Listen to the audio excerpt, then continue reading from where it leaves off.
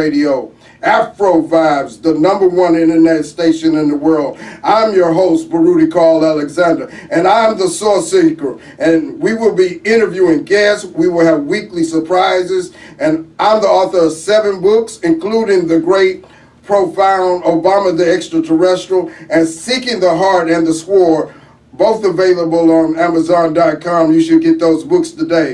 Sourceseeker is a media company. We write books, we sell books, we make videos. The Sourceseeker Hour will discuss current events, politics, and things relevant to society in an intellectual and profound discussion. This is the Sourceseeker Hour on Afro Vibes Radio, the #1 online internet station in the world. Thank you for joining us again today. I hope you have a good time. We're enjoying our time so far, and we plan on having a great time. I'm going to start talking and asking questions to our first guest, Brother Dr. Abraham Kamel. Thank you for joining us in the studio, sir. Thank you, sir. It's my pleasure to be with you tonight, and this is a very big, event for me in Houston to be with you in this program. Thank you very much. You are one of our first guests, and we appreciate you coming to join us in the studio. I want to ask you a question. You're from Israel, Jerusalem, a sacred city for many different faiths. You've seen many things in the city, a country with a rich history. Can you share how life is in Jerusalem, and what currencies do they use there? In fact, that Jerusalem is one of the oldest and major cities in this universe, and it is very most sacred for the Jews, for the Christians, for the Muslims, and it's my pride to be belonging and have spent my childhood in there, and I feel very proud of this. And I'm pleased to have this opportunity tonight to talk about it. Jerusalem is a featured city exactly like Rome. Everything in there talks about itself, and as a tourist, when you are walking in the streets or visiting certain sites, you feel it. The stones talk, the ground, the trees, you can feel it. And when you look at the churches as well as the mosques, all the other temples over there, you feel it speaks for itself, and you feel the very much greatness that has the older generations left for us of their, Do you still have family in Israel? Absolutely. All my family is there, and I'm from there. Mm-hmm. So we have our properties and things in there. According to your question about what currency is used over there, it's an open market system. Israel is an open market system. But mainly since the Arabs and the Israelis live together, they share in the currency between the Israeli formal currency, which is the shekel, as well as the Jordanian dinar. Still, the Palestinians, they have not issued their own currency. They are not in that position to do that at this moment. Okay. But also, the dollar and the European currencies are very common there and easily to be exchanged. That's one thing I found out when I went overseas, that the U.S. dollar is accepted in most places. Absolutely. Yes. Yes, sir. Yeah, so that was very interesting. So how is it to interact on a daily basis over there? You have very sacred ground. Of course, the history of Jesus is associated with Jerusalem, and of course, there's a long history of Islam in Jerusalem. So you have 3 religions' views on sacred ground. How is it interacting and surviving day to day together? Absolutely, it is very much very normal to find the Christians, the Muslims, and the Jews living side by side with each other, and they are capable to deal in love and peace with each other. For me, as a Muslim, I take pride to be part of that city with the great friendship among Jews and Christians. Enlighten our audience, how long have you been in America? When did you first come? You know, I first come to America in 1980. Okay. But, you know, I got to study, then I left back home, and then I come back to America, then went back to Middle East, you know, back and forth. And what happened is, lately it has been like 15 years. I take pride of living together among Muslims and the Christians specifically, which is the Palestinian side, and we share every little detail of the life together with the love and peace. Can you tell our audience about the daily living, what are some of the differences living in Israel as opposed to living in America? Are there certain things you could point out? Yeah, I can tell you, but you know, Israel is a pattern of the Western style. Sure. So almost I don't see any difference between here and there. But still, the people, they have their own traditions and morals, especially the Arab side, like the Palestinians. They are different because they follow their own standards and habits. From a geography aspect, can you kind of describe what is the Palestinian side, the Arab side, and what is the Israeli side for those who don't know? Well, give us a little geography view. Absolutely. As you know, Palestine is one land, and due to the war in 1948, Israel was formed and took part of Palestine and called Israel. And the West Bank and Gaza Strip, they were under the Jordanian and Egyptian administrations. But after 1967, the war, Israel took over all the land. So it started to be in control over all Palestine, historical Palestine.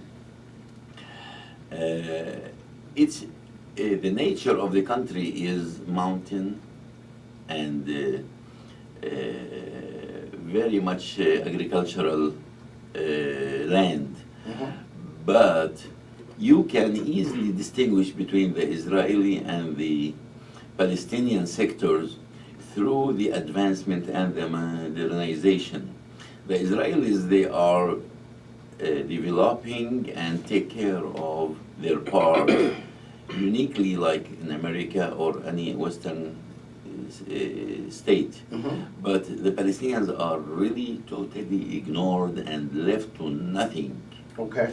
Even their resources are used for the service of the Israeli economy, like the water and like... I know when I was in Arusha, I was amazed to come to understand that there were no regular restrooms like we understand here. There was also no lighting, so things went out at 6 o'clock when the lights went out. Is it like that in the Palestinian side somewhat? It's not exactly, but in Gaza, worse.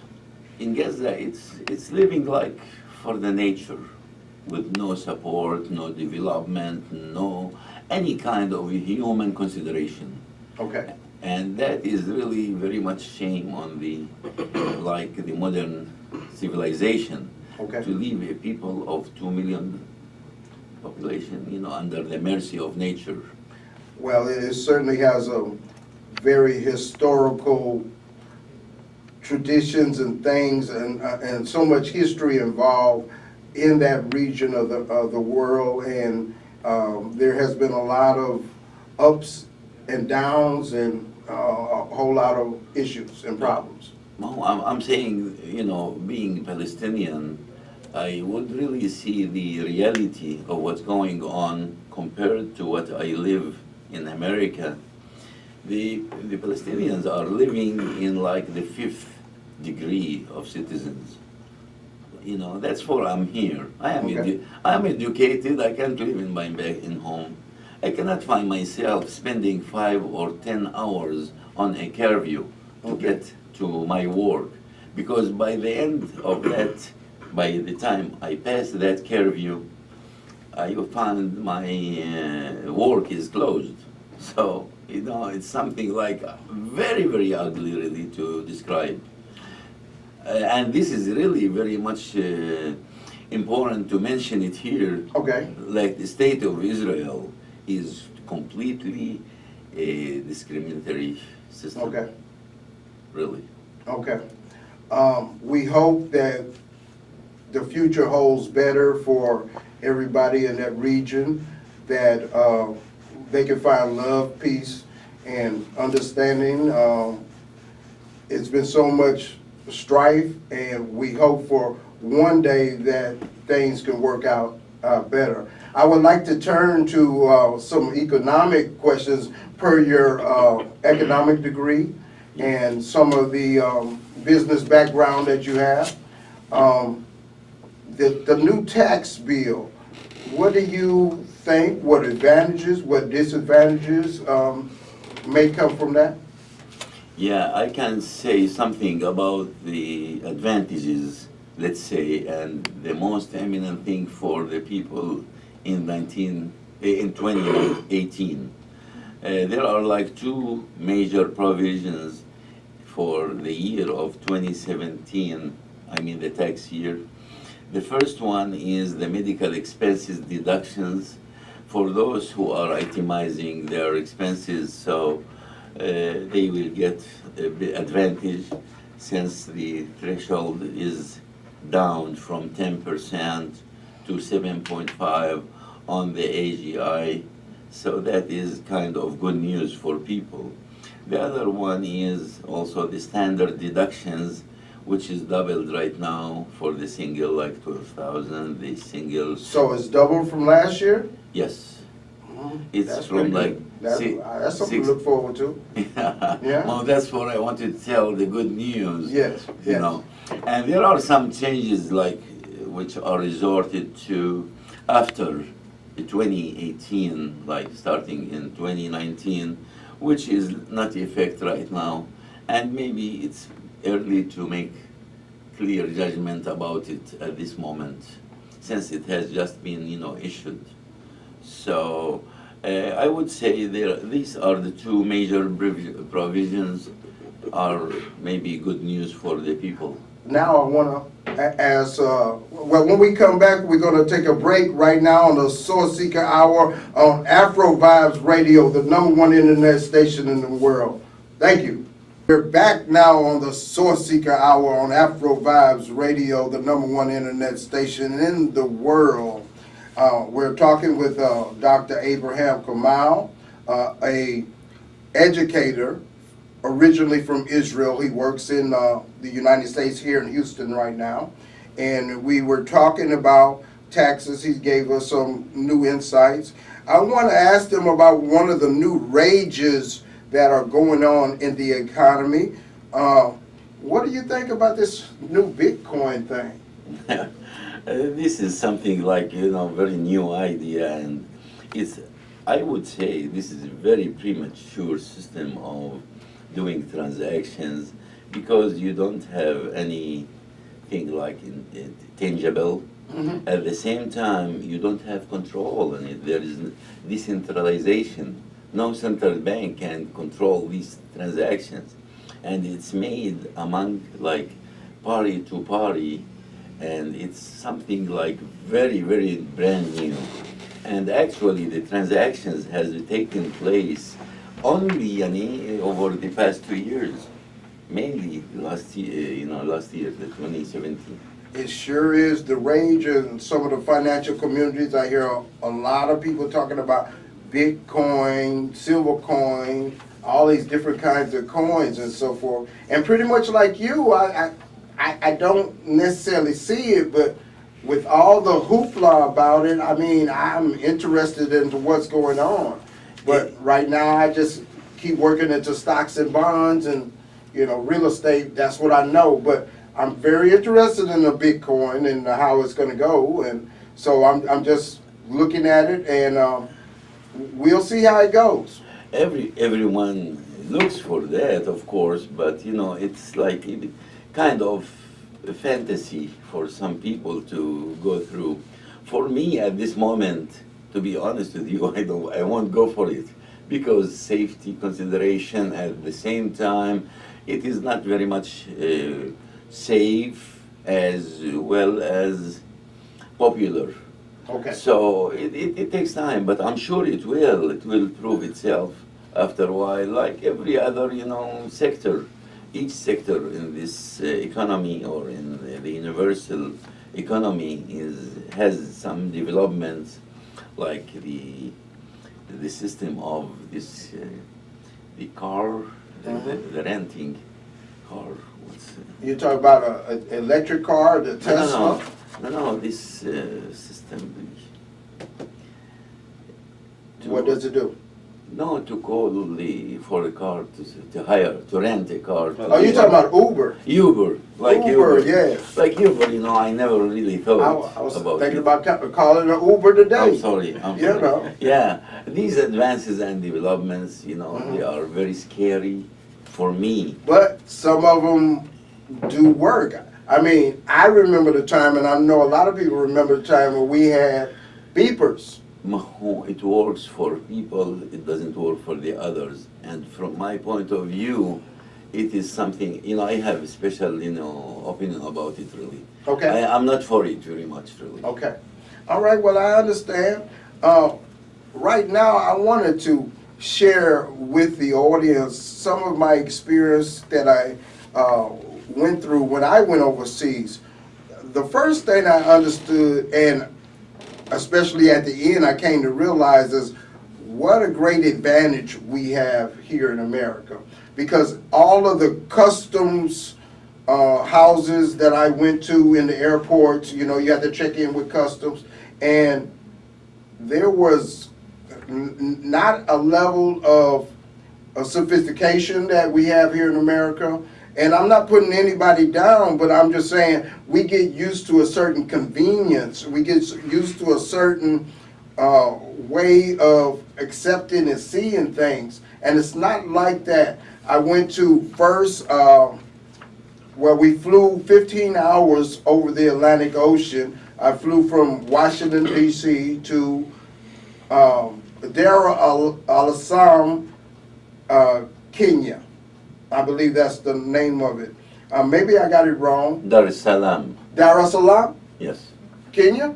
Yeah. Okay, yes. So we flew there first, and then we got on a different plane. I was on a 777 Ethiopian Airlines, but then, you know, and they have all the modern conveniences, but then we got on a very small plane, and you know, they just put the ramp down. We had to walk up there, which I had never done.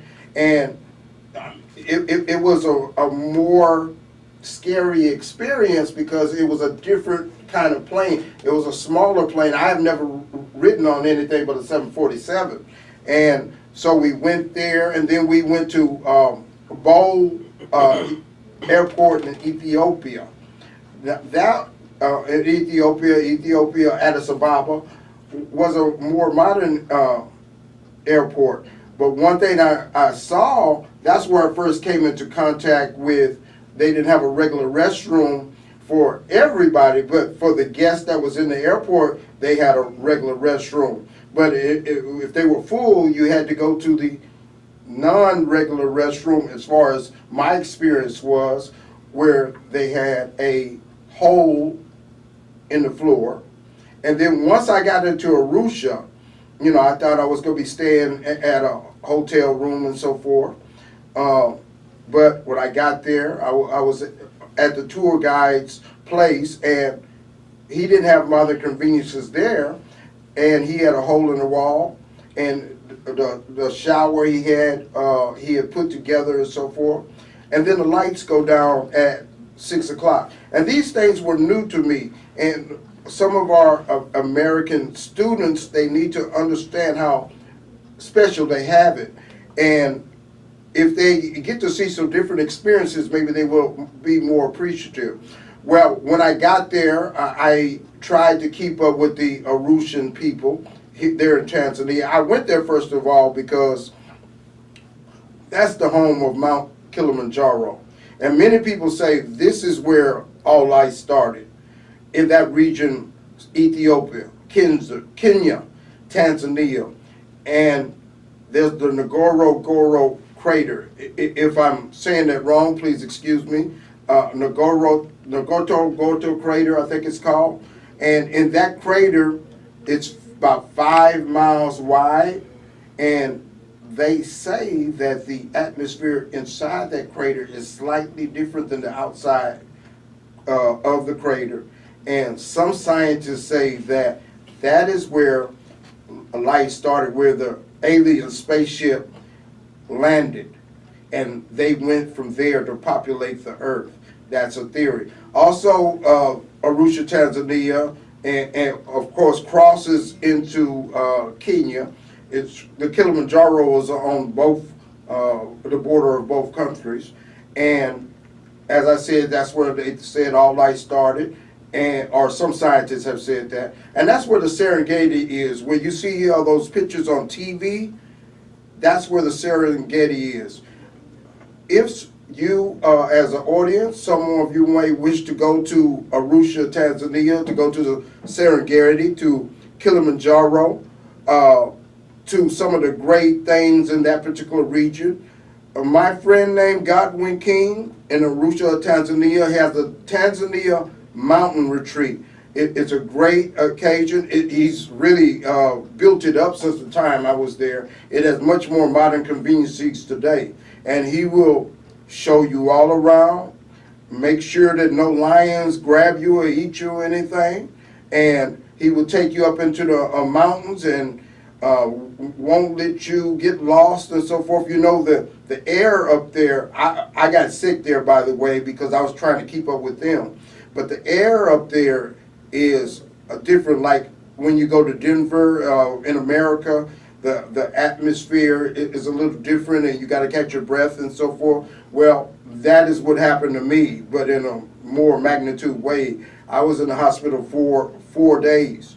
And so if you go, prepare yourself, but it is a great, great community to go and visit. And as black people, I was so amazed to see they are just like us, but they speak a different language. That's the only thing. There's a person of all kind of features there, all around, and it's a great place to visit. And if you want to go one day, I encourage it, and check out my friend Godwin King. Okay, well, now we're going to go to our next feature of the Sourceseeker Hour on Afro Vibes Radio, the #1 internet station in the world. We are going to interview my friend, and historically we've had a lot of experiences together.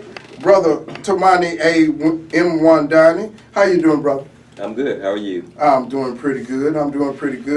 Tamani is the president of CEO of Clearly Written Solutions, a technical and business communications company. Let you further give what you would like to tell the audience. About what in particular? Well, some of your background. This I didn't know about you. I knew you was in the Army, but I didn't know you were an expert marksman, and you have a background in infantry and so forth. And I also didn't know you had went to all these particular different countries around the world when you were in the Army. You've been to Hawaii, you've been to Thailand, you've been to Guam, you've been to the Philippines, and you've been to all of these different things. I was when I heard that, I thought of some of the experiences of Marcus Garvey, who went to a lot of different places and then said, where's the black man's government? Where's the black man's this and that and so forth? And it made me have that thought. Let me give you a little background of Brother Tamanani. He's a revolutionary and religious product of the Shrines of the Black Madonna, the Pan-African Orthodox Christian Church. He's learned under the tutelage of Mbayu Chewy, Reverend Cardinal Mbayu Chewy, and under the guidance and direction of the founder and first Holy Patriarch, Jeremiah Baby Ajamin. You know him as Reverend Albert Cleage, the father of the liberation theology, and as a member of the Shrines, Tamanani served as a missionary and adult youth group leader and many other duties. I have some knowledge of that. I was a member of the Shrine also, and we still have a kinship for the Shrine. Also, currently, Brother Tamanani, he oversees the management and growth of Messiah Global Investments, an investment firm. And he's here today to talk about, among other things, the Black Gold movement, Black Gold Devalued movement, which is a movement to assist, uplift, affected minds and spirits and energies worldwide. Brother Tamanani, you've had a lot of experience. How does what you're doing now go into what you have learned? How what you have learned helps what you are trying to do today? What I've learned as a member of the Shrine or the military or? Life. Basically, everything together. Okay, well, I'm from South Carolina. When I was 17, I enlisted to go into the military because I was actually tired of school, and I had an opportunity to go to college to play football at a small 2-year school there, but I was so tired of school that I wanted to get away, so I enlisted, went in the Army, did my 4 years as you read, and got out. But while I was there, I would have to say that was my first, I guess, revolutionary awakening. Being a young man from South Carolina, like probably most of us in this country, you learn so little through the education system about who you are as a black person in this country.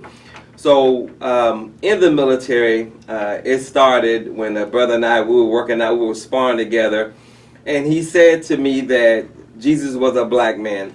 And I told him to, in so many creative words, kiss my behind.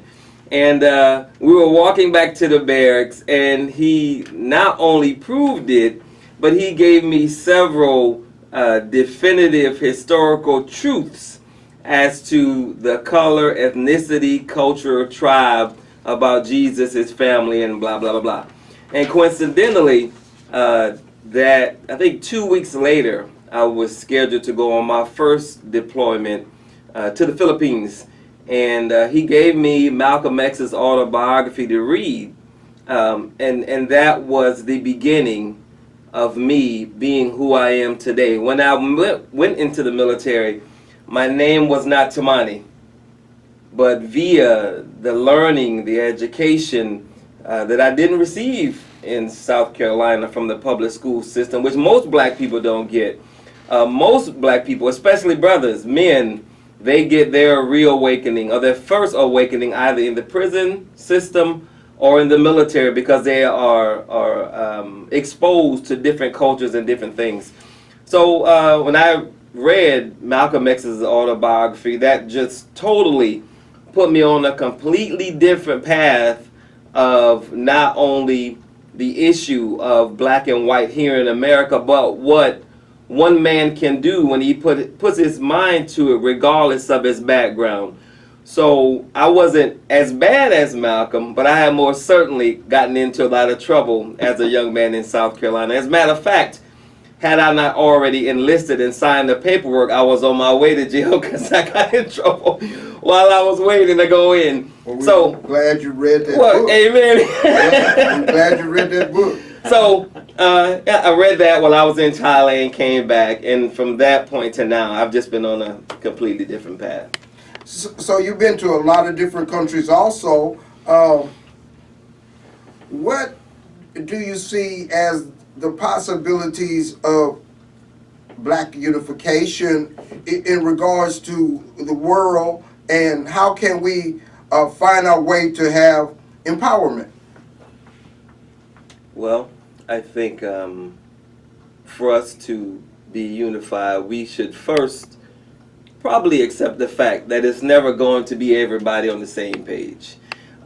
We love to talk about Martin Luther King, and a lot of people were behind him, following him, but he wasn't liked by a large majority of America, and most black people wanted him to sit down and be quiet because, Negro, you making it tough for us, and they didn't use the word Negro.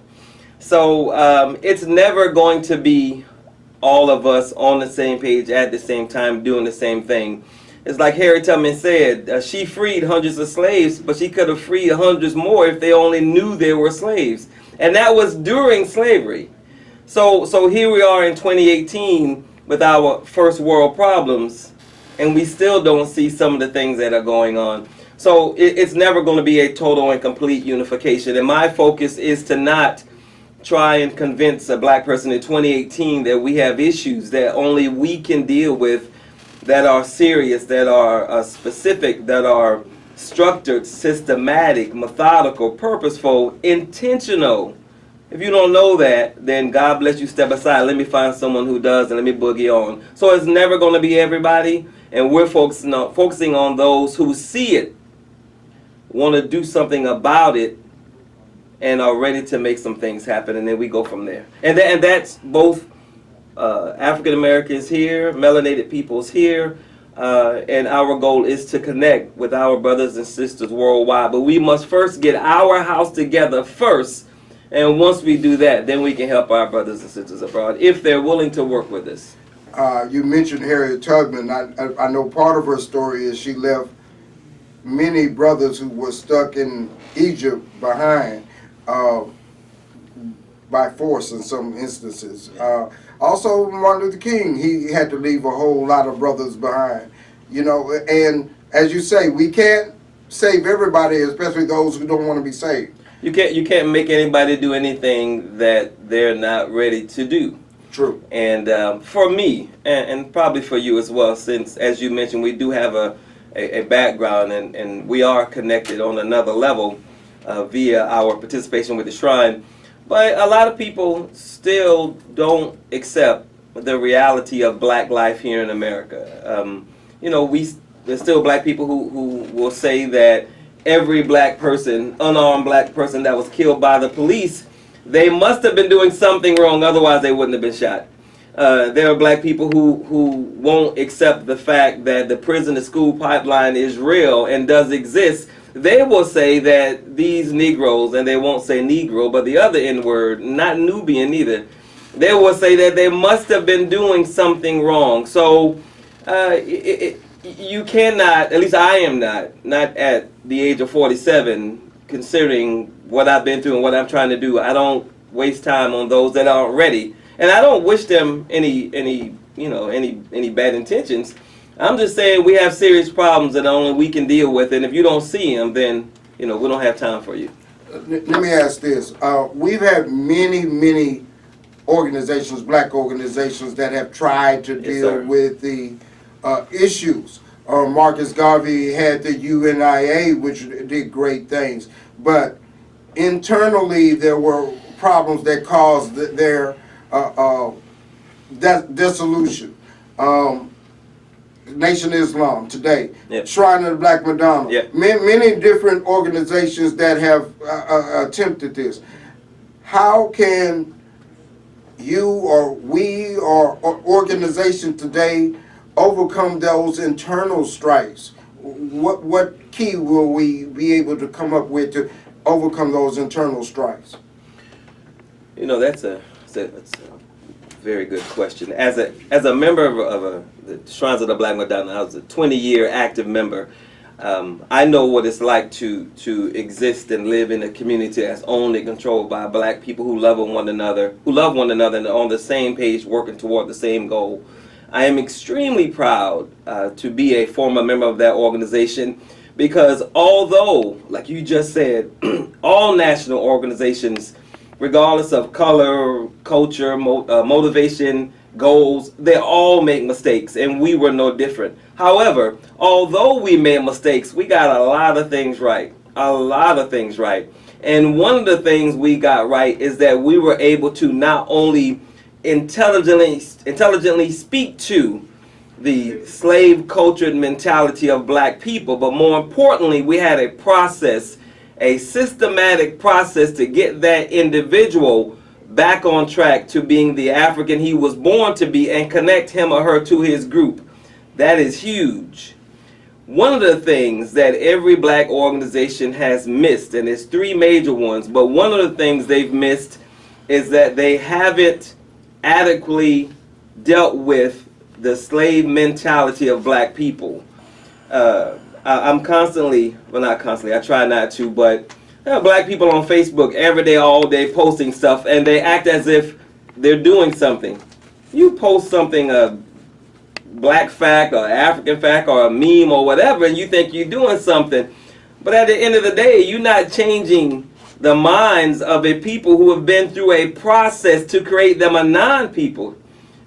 Slavery done a serious number on the psychology, the mentality, the spirituality of black people. And if we don't deal with that, which goes to your question, if we don't deal with that, then we'll always have a group of people who have the crabs in the barrel syndrome, because we don't see one another as brothers and sisters. I understand that if you don't make it, I'm not going to make it. You understand that vice versa. But a lot of us don't understand that, and we don't understand that, and we actively work toward our own progress and advancement because we've been conditioned to do so.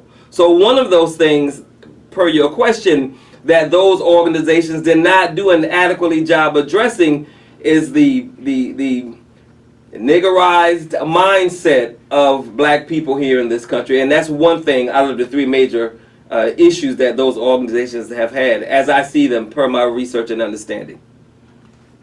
Yes, so you mentioned one being slave mentality, and then you said niggerization of black people. Both of those are kind of the same, are they not? To a certain extent? Yes. But, okay, all right. Yes, okay. Right now, we're going to go and take a break, and when we're going to finish our conversation when we come back with Brother Tamanani, we're going to take a break now on Afro Vibes Radio, the #1 internet station in the world, the Sourceseeker Hour. Yes, Brother Tamanani, I hear what you're saying, but I must say also throughout the history of black people, we have been, in a lot of ways, even back in Africa, our own worst enemy. Yes, we've always had obstacles, challenges, and so forth, but I submit to you that if we are together very strong in God and in spirit, nothing could overcome that. We haven't reached that. Now, there have been some black leaders who have got parts and pieces of that, and of course government entities and different things came against them, but there have always been our own difficulties. How can we get past that? I see in your movement that you've asked for one leader and a coordinator from major cities in the country. Tell us about that, and what have your been responses? Let me answer your question first. One of the things that I'm doing is that April 14th of this year, we're going to have the first annual Black Gold Leadership Election, whereby we're looking for black people to lead the national black community in various different areas as we work to build a nation within a nation. What I am doing as a 20-year member of the Shrines of the Black Madonna, I'm trying to bring all of those things that I feel we got right to the national black community. I am looking for other black people from other organizations who have some other things right as well. So as a collective group, we have a nation-building best practices, if you will, covering multiple areas from agribusiness to spiritual healing and well-being. And if we can bring these like-minded black people together who all have different levels of skills and expertise in various areas under one umbrella, then that in and of itself is a historical move, because I'm not concerned with your political affiliation. I'm not concerned with your sexual orientation. I'm not concerned with how much money you make or where you work. I'm concerned with four primary things. One, you understand that we have a problem as a people. Two, you understand that only we can fix it. Three, you want to be a part of that fixing. And four, you have a love for black people. So if we can bring black people together with specific skill sets in different areas who all agree on the ultimate goal that we need to have our own physical safe spaces in this country, then that's a beginning that's never been done before. And to answer your question, as far as looking for black gold ambassadors in every major city in this country, the response has been overwhelming. I'm having to weed out those that are serious from those that are not. But I am constantly talking to people every day. I have maybe at least 2 conference calls a day and one-on-one conversations of people from around the country who say they're ready to do something. They simply don't know what to do. And that's why that election is going to be so important, because we'll be able to have people who know what they're doing in multiple areas, show the national community what to do so we can move forward as a people. Let me throw 2 aspects at you that I have learned from black organizations that were one of the big problems that they had. I want to go back to Marcus Garvey's organization. He expanded so deeply without building a nucleus, and it's hard to criticize anything that profound black man did, but at the end result, because he had a shipping company, one of the biggest shipping companies that a black man had. Yes, sir. Yes, and then he had grocery stores, and he was in several different countries, especially in Latin America. Right. But he did not build a strong nucleus that, you know, he probably should have took a little bit longer to build that little strong nucleus and send his ambassadors out. Now, as a member of the Shrine, one thing that happened was somewhat the crabs in the barrel syndrome, because we stopped expanding, and had we continued expanding, we would have had an opportunity for different people to go out and not be on each other's space. So the people who had been in one area for a long time and new blood came in that area, and if they didn't have anywhere to go, everybody kind of felt a little threatened and didn't have the space from one another. And had there been an opportunity to keep expanding economically as well as physically, it might have had a better chance of expanding. So those are 2 aspects. One expanded too fast, one did not expand at the right pace. So what you're doing is looking to go to different countries, different cities, major cities, but at the same time, are you building a nucleus that will be able to strengthen your ideal, what you're trying to do? That's a lot. Our ultimate goal is to create physical safe spaces where black people can be. We can educate our children, protect our women, give something for our elders to plug into, and we can have a community that we own and control. So ultimately, in every major city in this country, we want to build or rebuild a Black Wall Street, a self-sufficient, self-contained community that's owned and controlled by black people. And we want to have those in as many cities as possible in the U.S. We want to be like Chinatowns. If you go to Google and you type in Chinatowns in the USA, you click one of those 3 Wikipedia links and you'll see that there's a Chinatown in every major city in this country. We want to do the same thing. We can and we should, but it starts with that leadership. And then those 3 things that I said that those organizations have gotten wrong, not understanding the black mind, not preparing the next generation for leadership, and not ensuring that the people who are part of the movement can financially benefit from what the movement creates. And all of those things will be an excellent proven bulwark against those things that destroyed the organizations from Marcus Garvey to now. Okay. We are going to get ready to wrap up. I thank my guest, Dr. Abraham Kamel, for being here and sharing with us some of your insight and some of your experience. I thank you, Brother Tamanani, for sharing with us what you're trying to do in your movement. This is the Sourceseeker Hour on Afro Vibes Radio worldwide. Afro Vibes, the #1 internet radio station in the world. I'm your host, Baruti Alexander, and I'm the Sourceseeker. Sourceseeker is a media community. We write books, we sell books, we make videos. The Sourceseeker Hour will discuss current events, politics, and things relevant to society in an intellectual and profound discussion. If you're interested in getting involved or wish to talk to one of the guests, if you want to argue with Tamanani, Tamanani, can you tell them how they can come and argue with you? Yeah, if you want to have a conversation with me, you can email me at theblackgoldnation@gmail.com, and we can set up a time to have a conversation or a conference call or video conference or whatever works. Dr. Kamel, do you have a contact in case somebody wants to talk with you? I would be pleased to do that. My Kamel Kamal _ Ibrahim starts with I. Abraham starts with I. Yes, at yahoo.com.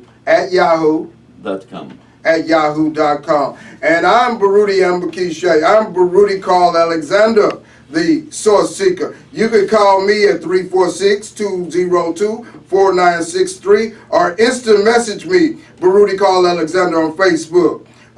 My email is sourceinternational7@ymail.com.